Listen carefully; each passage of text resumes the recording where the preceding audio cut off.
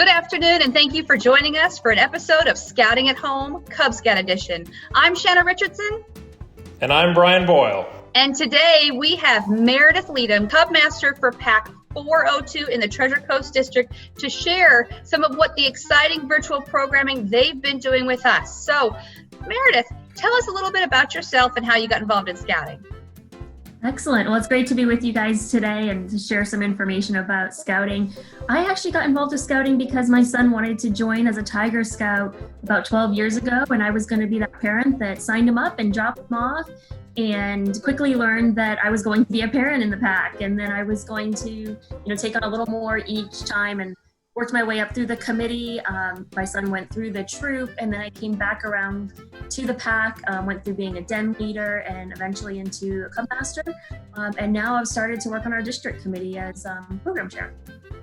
Wonderful. It was a great experience being a Cub Master myself. So that's a wonderful that you went from that parent to Cub Master transition over the years. Absolutely fantastic.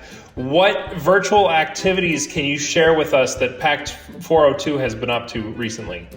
So we have continued, we really started right with spring break, just kind of launching into our regular weekly meetings being virtually. So we have a Zoom account that we use, and instead of holding individual den meetings, we've kind of done the pack meeting theme every week. So every Tuesday we offer one topic. We scale it from our youngest scouts to our oldest scouts. And what we've found has worked really well are things that are not necessarily an elective requirement for a specific den, but something like cyber chip that all of them need, or duty to God, or yo-yo.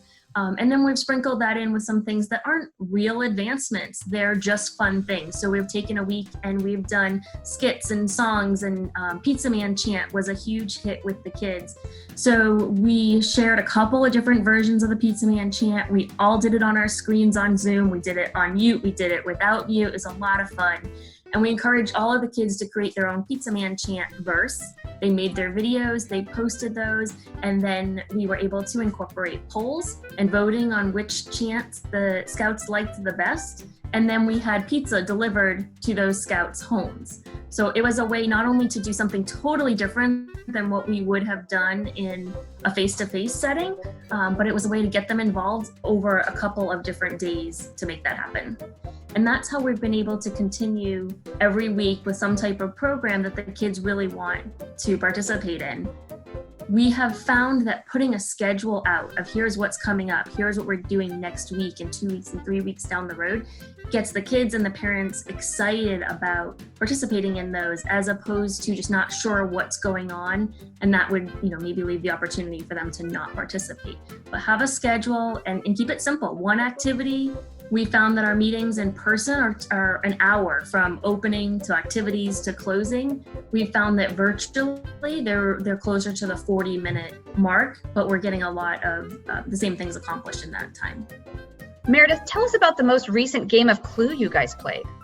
So Clue is one of my all-time favorite games, and we would have had a camp out in the first week of May. So we decided to theme it as Clue and to figure out how can we do that virtually. Every camp out we have done has always been at a campground with 40, 50, 60, 70 people together. And so how are we going to do that? And we decided to do a car line pickup of activities. So we put all of the Clue activities together in a bag. We revised the Clue sheet that you would play in the game with scout themes. So instead of different rooms of the mansion and different weapons, it was scout tools and locations at a campground. And we used our leaders' names as the people. We're trying to solve who was spotted leaving no trace, and where and what tool did they have with them. And then in everybody's pickup bag of activities, we gave them cards, Clue cards, so they could start to check off and solve the mystery. We made videos that we posted every hour throughout the whole Saturday of the camp out, and they would have to watch the video. It was a riddle, so we didn't just say it's a rope, or we didn't just say it's a slingshot. We gave them a riddle about that tool or about that location so they could figure out who it was. And then we all got on a Zoom meeting at the end of the night. We had 30 kids pick up activity bags. We had over 20, I think it was 22, participate. We had 18 try to solve the mystery and 16 that solved it correctly. So we considered that to be a pretty big success, since we had kids involved from 8 in the morning until 6 at night receiving those clues and solving that mystery for us. One thing I can add too about the clue game is that all the activities we sent home with those kids in that pickup bag, we related to clue somehow. So we did a fingerprinting kit where the kids could fingerprint, and we gave them everything they needed to make the ink pad, to do the fingerprinting sheet, to identify what kind of fingerprints they had. We did the invisible ink.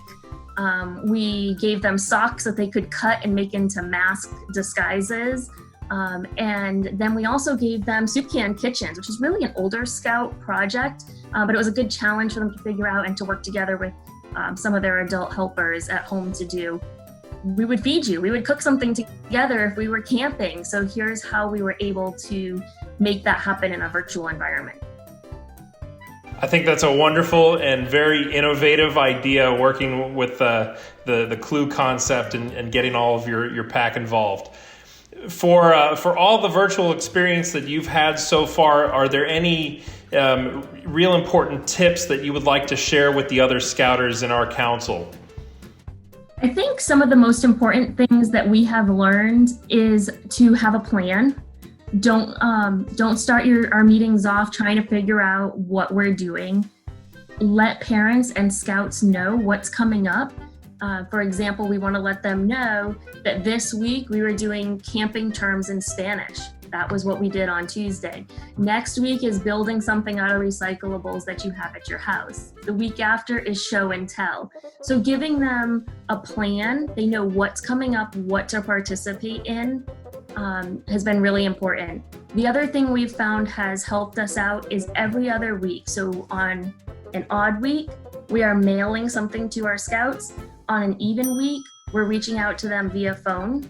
So every other week they're hearing from us, regardless of whether they're logging in and participating in our meetings. Sometimes they just forgot what day of the week it was, and that's why they weren't there. Other times they didn't know we were having a meeting or something they had forgotten about. So it was important for us to be able to pull in as many of our Scouts as possible by reaching out every other week. Anything that we can do to involve and incentivize the kids and the parents, we've found has been really important. So like the Pizza Man chant that we talked about, knowing there's going to be a reward, there's a pizza being delivered at the end of this.